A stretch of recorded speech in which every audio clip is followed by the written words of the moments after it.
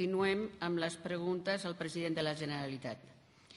La primera pregunta és sobre l'actualitat política i la formula l'excel·lentíssim senyor Alfons López Tena del subgrup parlamentari de Solidaritat Catalana per la Independència. Moltes gràcies, honorable senyora presidenta.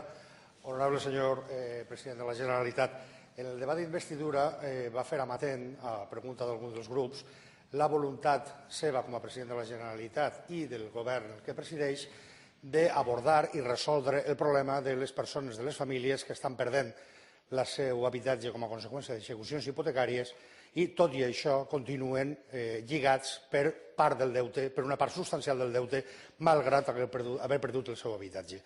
Li volíem preguntar quines són les mesures que, un cop han passat ja 2 mesos i mig de funcionament del seu govern, té previst enviar a aquesta cambra o prendre per a pal·liar i resoldre aquesta situació de descapitalització de les famílies i de pèrdua d'habitatges. Per respondre, té la paraula el molt honorable president de la Generalitat. Gràcies, senyora presidenta. Excel·lentíssim senyor diputat. Bé, com vostè sap perfectament, aquesta és una situació greu per moltes famílies, vostè ho ha descrit en poques paraules, en el sentit que una vegada no poden pagar per l'habitatge que tenen hipotecat, a més de perdre l'habitatge, s'arrisquen a perdre fins i tot una altra part del patrimoni. Jo m'he expressat en diverses ocasions contrari en aquesta normativa, que vostè sap que per altra banda és una normativa d'àmbit estatal i per tant el que s'està fent des del govern de la Generalitat és impulsar accions, ja n'hem parlat amb el grup parlamentari, en aquest cas de Convergència i Unió, perquè Madrid vagi prenent posicions una mica en aquest sentit, sabent que això no és fàcil, perquè això trenca una tradició de sempre que va en aquesta línia, la legislació espanyola, però sabent també que és necessari abordar una solució per no, diguem-ne, abusar d'aquelles famílies o d'aquelles persones que tenen una situació greu des del punt de vista de les dificultats econòmiques que els impedeixen fer front, moltes vegades, al pagament de la hipoteca d'un pis. Per repreguntar, té la paraula l'excel·lentíssim senyor diputat. Gràcies, honorable senyor president, molt honorable senyor president, però em sembla insatisfactòria aquesta resposta.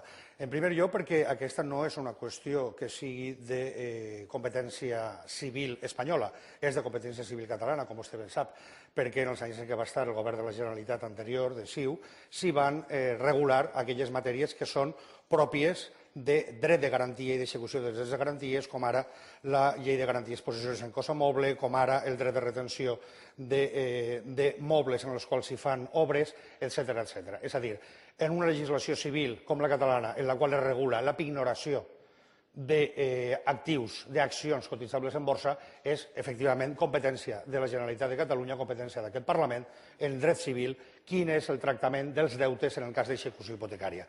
Per altra banda, aquesta no és una novetat. La legislació espanyola està recollida precisament per iniciativa d'un gran jurista català, de Ramon Maria Rocasastre, des de l'any 1944, en l'article 140 de la llei hipotecària.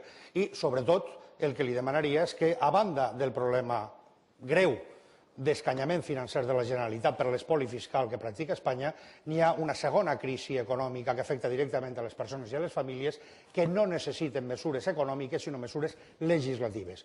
Amb el model que en el seu moment també, per iniciativa catalana, es va fer, perquè en aquell cas sí que era competència espanyola, per resoldre el problema de la no transparència i traspàs de la baixada dels tipus d'interès en la llei d'innovació de crèdits hipotecaris, que tots els grups parlamentaris, per iniciativa del DCiU, van prendre en el seu moment al Congrés dels Diputats.